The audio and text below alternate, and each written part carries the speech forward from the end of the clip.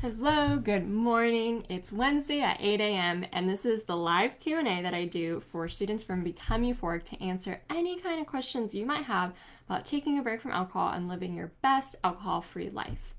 If we haven't met before, my name is Carolina and I'm an alcohol-free life coach, and I transformed my entire life when I took a break from alcohol back in 2018. I was what you would call, I don't know, a social weekend drinker. Sometimes I totally overdid it. Yeah, I never could find myself relating to stories about the rock bottom. I just couldn't. And so I literally kept myself stuck in a habit that I truly didn't enjoy, that wasn't making me ultimately happy, because I didn't want to assume a label, because I didn't want to have some kind of stigma attached to me. And I never realized that literally anyone's allowed to change their relationship with alcohol. It doesn't matter what your story is. It doesn't matter what your drinking habits are. You know, we're on such a huge spectrum between the lightest drinker and the heaviest drinker. And there's so many behaviors and norms that fall across that. And let's not even start to say that, you know, when we're talking about cultural norms, our cultural norms are to overdrink. I mean, no one bats an eye at unlimited champagne brunch. Nobody bats an eye at a whole day of beer tasting or a whole day of wine tasting. Nobody bats an eye at free-flowing wine at a dinner party. These are the norms that we have as a society. And so when we look at the health guidelines, which literally limit us to one drink, you know, it's no wonder that most people are drinking above that. Most people are. And so instead of putting all this shame and blame and saying well, you have a problem, why not get curious? Get curious and start exploring, what if I felt a lot better in my life without alcohol? What if I actually overcame so many limiting beliefs just by looking at this relationship? What if it was the cascade, the domino that I needed, not only to get my health goals underlined, but also my life goals? What if it was the peeling back of the onion of the layers in your mind that actually changed and transformed your mindset in so many other different ways? I've seen this to be true with almost every woman I've encountered and worked with that has, transformed their relationship with alcohol, that it's literally just this domino that keeps going and keeps going as they strive for their best life. A life that you don't have to settle for hangovers. You don't have to settle for feeling lousy the next day. You don't have to settle for any of the kind of mediocrity of staying stuck in your comfort zone. You push yourself outside of that and you get ultimate, really fulfilling rewards on the other side. And so I got two incredible questions today about, taking a break and choosing to live your best alcohol-free life. And they're so common. So let me get to the first one. And it's a question of, can you get drunk off non-alcoholic beers? Is non-alcoholic drinks a good or bad idea when you're trying to take a break from alcohol? And this question can actually be super loaded, because it wasn't that long ago that this was super frowned upon. If you were trying to take a break from alcohol or, quit drinking or something, almost so many different organizations, so many different kind of modalities out there would say, you better not drink those drinks or you're relapsing or whatever. It was such a shameful kind of thing. And obviously these kind of rules were done to try to protect people, but everyone's kind of an individual that can come to their own kind of conclusions about what works for them.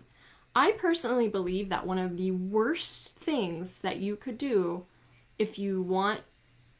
one of the worst things that you could possibly hinder a sustainable, happy, alcohol-free life is feeling deprived all the time. Deprivation and feeling like you're missing out is literally the most common reason why people who take a break from alcohol end up going back. Because when you feel deprived and like you're missing out on something, you feel sad and without, and you gave something up, and you can't have this special treat that everyone else can have. And so if that's the biggest reason that oftentimes people go back to drinking, why don't we actually address it and make sure that there's just as many alcohol-free options and drinks and fun exploring that world possible, so that doesn't end up happening? It's so funny. There's human psychology just works this way. Let's say I go to a dinner party, and it's a super fancy dinner party where there's waiters passing out little canapes, right? And they're super fancy, and the chef put little art into every single one. And the waiter goes around and passes around these canapes to all the guests. And let's say that by the time that he gets to me, they run out and they're completely out of canapes that night. Am I going to feel deprived? Yes. Am I going to be jealous that everyone else got one and I didn't? Yes. Am I addicted to canapes? No. Right? Like, this is the human psychology. When we see someone else having a special treat or something that like looks good, we want that too. Whether like it doesn't mean anything that something's wrong about you. That doesn't mean that you're broken or that like you haven't lost your desires for alcohol completely. Alcohol-free drinks are such a healthy alternative to have in your repertoire when you're trying to take a break. And there's super different categories of different alcohol-free drinks out there. So yes, there's the ones that actually do like mimic and taste like what alcohol tastes like non-alcoholic beer, non-alcoholic wine. But there's just as many in the other category that don't taste anything like or trying to be any kind of alcohol. Like, for example, Seedlip doesn't taste like any kind of alcohol. King Euphorics doesn't taste like any kind of alcohol. And even when you like explore into the world of just how incredible the soft drinks and health drinks are these days, like the sparkling coconut water with yuzu that I get from Trader Joe's doesn't taste anything like alcohol. And yet I've allowed myself to explore all of it to see like what I like and what works for me. And especially when I first went on my challenge to take a break from alcohol, you know, like we have these habits. There's a habit loop in your brain, any kind of habit you have. So you wake up, you brush your teeth, and then you have nice clean teeth and breath. You don't have yucky breath anymore. What's going on there? Why do you do that every day? It's a habit because you have a cue, an activity, and a reward. And this pattern, this loop gets cemented into your brain over time. So your cue in this example of brushing your teeth, your cue is waking up. The activity is brushing your teeth. The reward you get is non-grimy teeth and good breath in the morning when previously you had really gross breath and grimy teeth. This habit loop has played a bazillion times in your life that you probably don't have to think twice about brushing your teeth every day, right? And so unfortunately, we've all built habit loops around alcohol.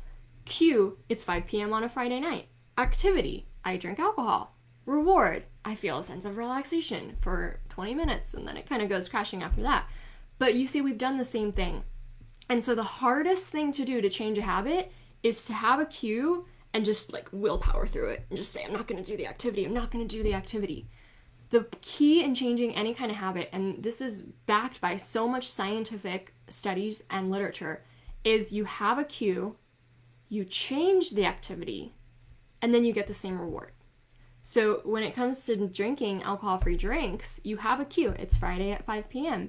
You have an activity. You drink a different beverage. You drink a beverage still. You can still relax over a drink. You can still decompress over a drink. It doesn't have to have ethanol in it for you to do the same thing. And the reward is, I feel treated. I feel pampered. I felt like I could decompress over a drink. And so it's so important, not at first to try to completely become some kind of ascetic monk who only drinks tap water. That's not the point, you guys. The point is to change the habit loop and to replace it with a different activity. And having alcohol-free drinks right there, among other activities, is really, really helpful. So then the question is, well, what are the difference between different alcohol-free drinks? Can you get drunk off some of them? Some of them are 0% alcohol. Some of them are up to 0.5% alcohol. In the United States and in most places around the world, anything that's up to 0.5% alcohol is technically non-alcoholic.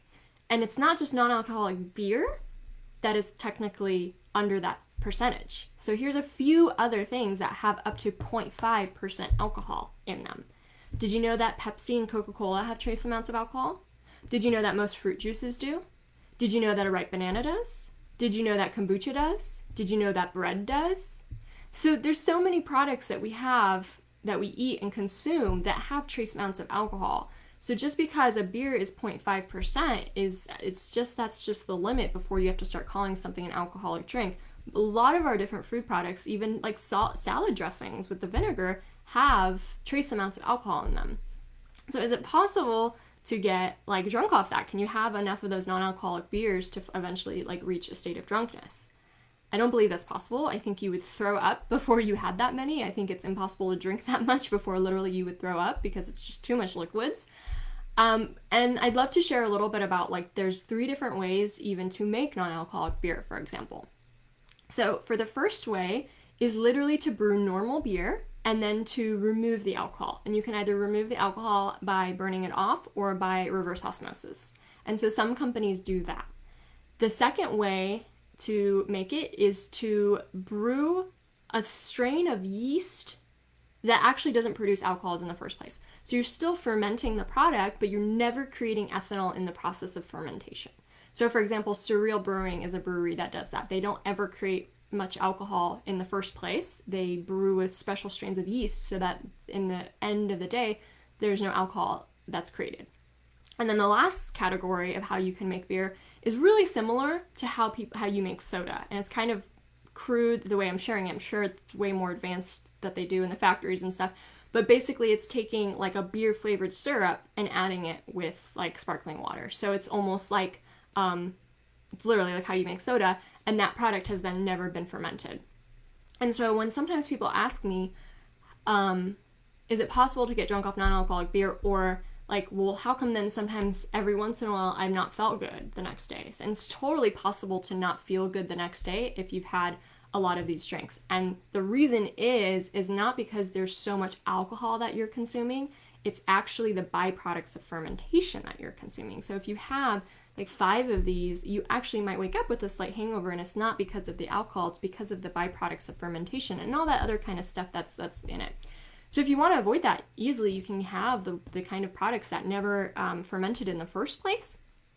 And usually, like, it's not really like having 1 or 2 is not going to like give you a headache next day. Like, for example, if you drink a whole gallon of kefir, and kefir is considered like one of those real healthy foods, right? If you drink a whole gallon of kefir, I'm sure you wouldn't wake up the next day feeling good because you ended up drinking a ton of those byproducts of fermentation. So I just shared the 3 ways of how they make non-alcoholic beer. And so now there's typically 2 ways of how they make non-alcoholic wine. One is very similar. You make normal wine and then you de-alcoholize it. You remove the alcohol and it's still a fermented product, right? And the second way is to literally like create a concoction that just ends up tasting like grapes or wine and isn't ever fermented. So for example, Groovy Prosecco is never fermented. It's not a fermented product. It is technically juice. And it's so funny because sometimes if I have a non-alcoholic wine, there's someone snide, like my brother, who will be like, oh, that's just grape juice, you know? And I'm like, oh, it's not. It's just as like sophisticated and palatable, whatever, as like as a true alcoholic wine. But in this case, when you're not fermenting the product, like Groovy Prosecco, it is technically a juice. Then suffice it to say, though, is that like some of these things are actually incredibly good for you. So like non-alcoholic beer has been proven to be good for you in like normal dosages, not like having 10 of them, but having a few of them, because there's actually a lot of vitamins like vitamin B12 that's in it that are pretty good for you. So like it's a lot healthier actually to have a non-alcoholic beer than it is to have a soda. I don't know if you remember, but back in 2016, there were all these articles about athletes who were drinking a lot of, was it 2016, maybe 2018? Anyway, a lot of these athletes who were drinking a lot of non-alcoholic beer when they were training for the Olympics. And it's not just because they weren't allowed to have regular beer. It was actually because the beer, it was really good for them to replenish their bodies after working out. So for anyone who's like a naysayer in your life and is like, you can't, you shouldn't be drinking non-alcoholic beer, like it's actually good for you and has way less sugars and way less of the nasty stuff, than alcohol. And remember, the whole point here is to choose better beverages over the ones that make you lose your intention, your consciousness, and being aligned with who you really want to be. That's the point, The point isn't to become an ascetic monk who only drinks tap water. There's nothing like wrong with decompressing over a beverage, just change the beverage. And so you might find that, okay, the 0.05 beers or non-alcoholic wines, maybe they don't sit well with you, and that's totally cool. Like, you're allowed to be an individual and have your own unique preferences. There's always the 0.0 ones that you can try, or the ones that were never fermented. You might also not like non-alcoholic beer or wine because it's just too close to home, It just reminds you too much of the alcoholic stuff, and that's totally okay too. Everyone has totally different and unique preferences in this, and so it's not like something that's forced upon you. What's really cool, though, is that non-alcoholic wine and beer probably only makes up like 30% of the alcohol-free drink movement right now. And there's actually like 70% of drinks out there that have absolutely nothing to do with the taste of alcohol. They're their own thing. When Seedlip first came out, they literally distilled botanical blends. They never fermented it, and they made almost like essence water that tasted like all these incredible herbs and different kind of concoctions out there, and it never ever tasted like alcohol. I love this drink called King Euphorics that has this very like bitter taste. It has like nothing to do with the taste of alcohol. The other day I tried this drink called Boreal, I believe, and it's made with like chaga mushrooms. So these are adaptogens that are good for you. And it tastes like spruce and blueberry. Like, is there an alcohol that tastes like spruce and blueberry? No, right? Like, there's all these different drinks out there that have no resemblance to the taste of alcohol if that's like too close to home for you. And I would recommend, I tell everyone this, find a drink you love to drink. Find something you can have that doesn't make you feel deprived, that makes you feel like you're pampered, that makes you feel like you're having a treat, that makes you feel like special in the moment.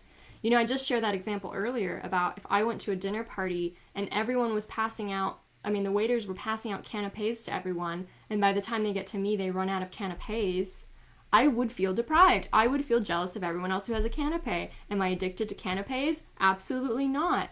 It's just, as humans, our psyches, we want the special treat that other people have.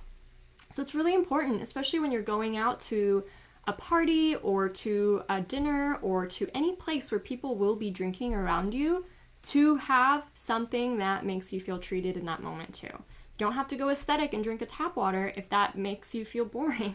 Have the, whatever, honestly, right now, I think in America, if you live in near big cities, you will find mocktails in restaurants, and they're not always on the menu. You just have to ask the waiter. It's not like they've never heard of what you're talking about. Like, they can make you a non-alcoholic drink. Some places are still not used to that concept, but yes, there's mocktails on menus, there's non-alcoholic drinks, there's different kombuchas, there's different Italian sodas, there's all this different stuff. Have fun with it, and especially if you're going to a party where you can bring your own thing, bring your own thing. You might spark a conversation with someone, you might I remember thinking how cool it was to have craft non-alcoholic beer at a party. I was like, hey, look at this. I'm drinking a stout. It doesn't even have alcohol in it. I'm not going to have a headache the next day. I thought it was cool, and people were curious about it. A lot of people wanted to try it. You might be opening people's eyes to the fact that, there's this beverage that I've always liked the taste of, and I don't have to have a headache the next day. Who's ever had a double IPA and not had a headache the next day? I don't know how that's even possible, right? Imagine actually how cool is it to be able to have the drink and none of the negative side effects at the same time. So that's my answer around where you could experiment and explore alcohol-free drinks. And like I said, there's a ton that have nothing to do with the taste of beer and wine that are their own thing, that taste like drinks, like a soft, just have fun, just explore, just experiment, find something you love to drink. Now the second question I got is, if usually we're kind of go all day, right? We work hard, we have all this stuff, all these to-dos, and so long we've used alcohol as a way to signal to our brains that it's time to relax, that we can switch from the day to the night, that we can finally let go of all those to-dos, all those racing thoughts, and relax and just settle. And how do you find a new activity that helps you with that transition? How do you find something that helps you relax or helps you, is something you can look forward to too in the evening? And this is such a great question that has so many different parts to it, So Tony Robbins has this way of categorizing different human needs that we have. And he says that we have 6 different human needs. The human needs are certainty. Certainty is things like security, comfort. There's the need for uncertainty. So we want adventure and newness in our lives. There's the need for significance. So feeling significant means you feel like you achieved something, that you have recognition, that you have status, that you have a reputation. The 4th is love and connection with other human beings. The 5th is growth, or actually growing your mindset and evolving beyond your current limiting beliefs and continuing to grow and grow and grow. And the 6th is contribution, which literally means helping other people, serving other people, using your own wisdom and whatever you've learned when you've overcome your challenges to then help other people. And so it's so interesting because oftentimes the reason why we like alcohol and we associate with all these benefits in our lives is because it's meeting one of those needs. And very typically when we like to drink on the weekend, it's usually of 1 or 2 needs, and sometimes they're wrapped together. So sometimes it's our need for certainty. In this case of wanting something to relax, we want a comforting reward. We work hard all freaking day, And we want to be able to relax with this comforting reward and shut off and withdraw from the world a little bit, right? So in that case, wanting to drink is wanting to have some of that certainty in our lives. On the other end, maybe it's a Friday night and you're like, oh my gosh, I need to get out of the house. Like, I need to do something fun. I need to get out of my mind for a while. In that case, maybe it's the need for uncertainty. It's the need for adventure, for newness. And so recognizing like which need you're being called to when you're trying to mark the transition from the day to the night can be really, really important, because when it's comfort that you're looking for, when it's like, how do I like slow down, my thoughts and really transition, then you can find other activities that try to fit that need. So for example, so cool, the other day, Jenny in this group actually shared this idea that she goes out during cocktail hour outside of her house, and she lives in this beautiful wilderness area, and she just like sits with nature for 30 minutes and just is like alive to it. Like the spaciousness of her mind just expands, and she just takes it all in and just like feels the sublimity of that and feels the awe-inspiringness of that. Like there's something really profound in that activity, because it truly does take us from the worries of the day, the to-do lists, and puts us like almost in the face of the universe, in the face of the sublime. And so I love that idea. I love the idea of actually getting out in nature and having like a almost confrontation with how beautiful the world is in that moment when we're trying to like, slow down our brains from night to day. Other things that like can be really helpful in that is like breath work. Breath work, when you really do it intensely for like 5 minutes, you're going to change your state of consciousness a lot. And one of my favorite teachers of breath work is Wim Hof. Wim Hof is pretty famous for doing cold showers and plunges. He's got a book coming out pretty soon, and he really teaches students on how to use their breath to regulate their body and their mind. And so breath work is a really great example. Even like a yin yoga could be like a really good example. And like what I would highly recommend in this situation is changing your environment. So we have mental associations with different areas of our house that mean different things to us. So where we work has one mental association, where we sleep has another, where we eat has another, where we like engage with our children, our husband has another, where we veg and watch TV has another. And anytime you're in one of those locations and you're trying to do a different activity in that moment, it's going to be really, really hard. So for example, even like the ability to like snap out of work mode, you have to sometimes change your environment and move your body and to really get out of that.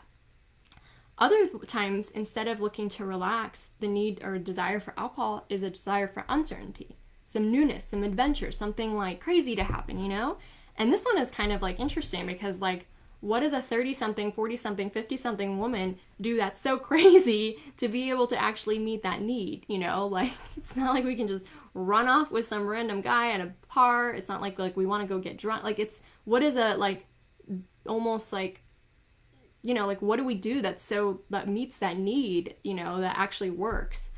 And, like, this is, like, the sense of adventure and fun can be kind of interesting to explore. So one thing that I've found is literally, like, jumping into a cold body of water will always do it for me. Always, always, always, always. Like, I just feel like so alive. I feel so crazy, when I do that, like swimming in the ocean, or even going in the pool when it's like not the warmest at that time. Taking a cold shower could like really do that too, like just like the Wim Hof method.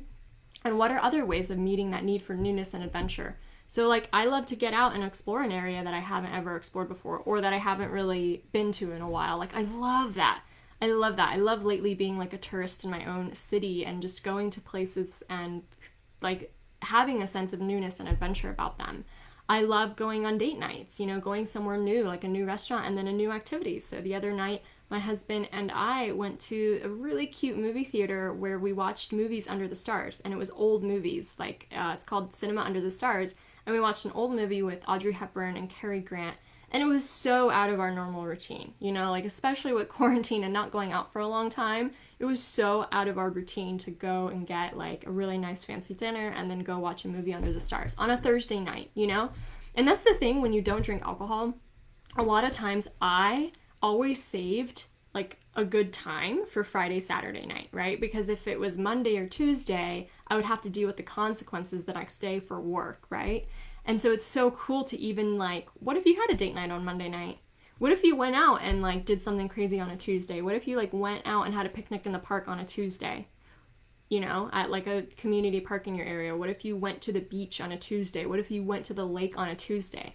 Like, it's like playing around with like even switching up your routine in these moments is super cool, because you could even go to a party or trivia night on a Tuesday, where usually for me something like that was like off the limits, because if I drink on a Tuesday, I already learned that that doesn't end well. You know what I mean? Now I can go to trivia night on a Tuesday. Like, I can socialize and do more in my evenings than ever before. So really exploring that, I think, is key.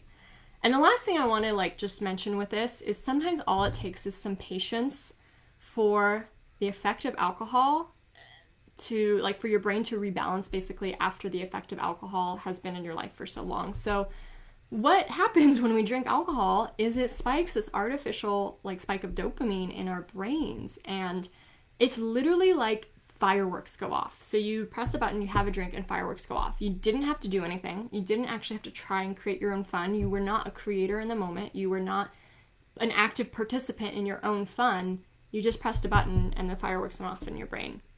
And what happens over time is, because there's fireworks going off in your brain so easily from drinking, everything else in life feels super apathetic and super boring. And so, like, for example, like, there is like random beauty in our lives. There is moments of euphoria. There is like moments of feeling high just on life. They're not there all the time. It's not 24 hours, but I know that so many people I've worked with, when I experience this myself, I experience this too. Like, there's glimmers of that natural high to be found in daily life and just natural living. And we won't ever feel that, though, if we're constantly releasing these fireworks from this artificial release of dopamine in our brain. And my mentor shared this really sad example of this to really cement this kind of idea with me the other day. And it's really sad statistics. So basically, the number one demographic of people who's being prescribed Viagra today is not men over the age of 60. It's men in college.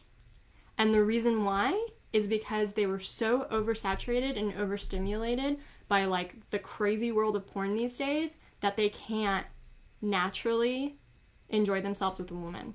So the biggest demographic today that is being prescribed Viagra is actually college-aged men. And if you think about it, it's really similar. You press click, and there's all this like dopamine going off. You press click, dopamine. You press click.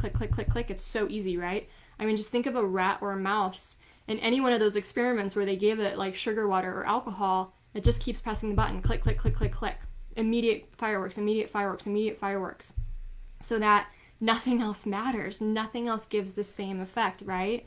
And so even this like beautiful like way of like making love and connecting with other humans doesn't work anymore, because there's such an oversaturation from the click. And thankfully with alcohol, when we have those fireworks going off in our brain, like, so the thing is like ultimately that's not fulfilling. Ultimately, like, we want to be active participants in our own fun, in our own euphoria, in our own like sense of aliveness. And having that like really fast shortcut always brings them out a lot of pain, and it never works in the long run because it just doesn't, right? And so like the only way, thankfully, with alcohol is that you can start to like your brain receptors, your dopamine receptors actually start coming back, your neurochemicals start rebalancing, and you do slowly but surely start to find these moments of just like pure intense happiness and glimmer of just joy in natural living. And that only happens after a while for all of that to rebalance, because for so long, click, fireworks, right? And that has to rebalance for your brain to be able to appreciate all the natural occurring joys in your life, all the natural occurring dopamine in your life. And so just having that at the back of your mind, you know, when you're like, nothing's as fun as drinking on a Friday night. Nothing's as fun on drinking on a Friday night yet, because you've conditioned your brain to believe that and to have that immediate gratification for so long. But your brain's going to rebalance. Your brain is totally going to rebalance, and you will find joy in so many other moments. So sometimes like the coolest epiphany I could ever see is when someone goes out and does something that they've like never done without drinking, and they have an incredible time. In fact, they have more fun then than they've ever had before. So I was just talking with a woman who went camping for their first time without drinking, and she was like sitting with her husband, and they were looking at the stars, and they saw shooting stars, and they were like roasting marshmallows over the campfire, and the like intenseness of the beauty of it, and like the joy and the connection she had, and none of those negative side effects that alcohol brings, the rumination, getting in out of your head, you know, like all that stuff, was so fun for her, so beautiful for her. She couldn't believe she had such a good time. And having that kind of like patience and grace with yourself to say like, yes, my brain is going to rebalance. I will have such a great time. I will start to love all of these things again. Or I will like, you know, and sometimes you don't like something, and that's okay. Like that you learn like that's not really for me. But like having that intense confrontation that like, oh my gosh, this is actually way more fun without alcohol, is really, really incredible. So back to the original question, I'm going to sign off soon. Explore alcohol-free drinks. The worst thing you could possibly do is feel deprived. That is the number one reason I usually see people going back to alcohol, is they feel deprived and like they're missing out and they're left out. You won't feel left out if you have a drink you love that like makes you feel just as pampered and treated and relaxed and whatnot. And secondly, like trying to mark the end of the day to like trying to mark the difference between like your work day and into like the evening is really important to determine which human need am I trying to fulfill in that moment. Am I trying to get certainty, comfort, relaxation, my comfort zone, or am I trying to get uncertainty, adventure, fun, newness? And then find activities that meet either one of those needs. So if it's adventure and newness, go out and do something you've never done. Go rock climbing, go bowling, go do something random on a Tuesday night and like really let that need be met. If it's the need for certainty, then, you know, like change your environment. Have a special place in your house that's just for like relaxing and decompressing, and have some kind of ritual that you can do that really, really does mark the end of the day. Maybe it's still pouring a drink, but just an alcohol-free drink. Maybe it's like doing some breath work. Maybe it is going on a walk, or like the idea that we had from a member of Euphoric of sitting and watching nature, like sitting and watching the sunset. Could you imagine like what that does to your brain and like your sense of just feeling lucky to be alive when we watch the sunset, you know, at night? It's so funny. Today, I can't believe the sun didn't rise until 6:50 today. Like, you know, winter's coming when the sun is rising so late. I usually wake up around 5 or 6, and like I'm kind of like, where's the sun? Is it gonna come up yet? Like when my alarm went off today, I was like, there's no way, because it's still so dark. But watching the sunrise is another one of those, like just really takes you out of your sense of self and the smallness of our mundane to-dos in life, and really makes you feel that awe and that grandeur and that sublimity and that just like, oh my gosh, thank the universe. I can't believe I'm here. I can't believe I'm live and witnessing this. I can't believe I'm privy to this life on Earth. Like out of all the planets, all of the stars, like we exist here in this miracle. And we don't remember this miracle most of the time, but when you have those little moments when you can remind yourself, it truly, truly does make you feel euphoric. It makes you feel like expanded. So thank you so much for joining. I'm so glad that you joined. Ned and Aaron, so great to see you.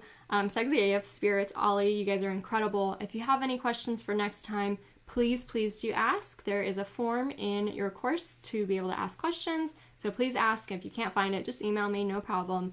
And I can't wait to see you next Wednesday at 8 a.m. Pacific for the live Q&A. Thanks for joining.